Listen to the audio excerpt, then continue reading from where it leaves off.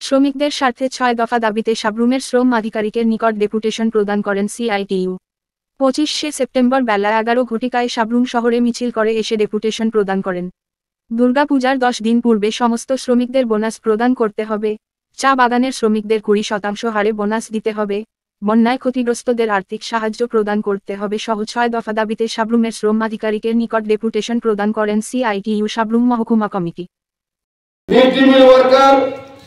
Pump operator এই সমস্ত যারা এবং প্রাইভেট বাগানের রাবার শ্রমিক, প্রাইভেট মালিকের বাগানে যারা রাবার শ্রমিক হিসেবে যারা কর্মরত রয়েছেন, এই সমস্ত শ্রমিকরা এসডিসিআর আওতায় পড়েন।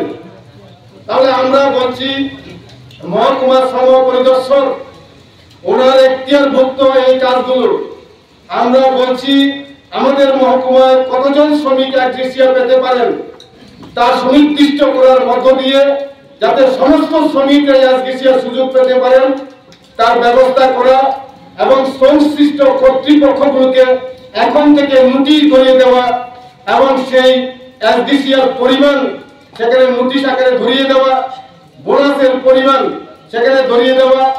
আমরা বলছি সমস্ত পেশায় কর্মরত শ্রমিক যারা বোনাসের আওতায় আসেন তাদের 20% শতকরা 20% বোনাস দিতে হবে।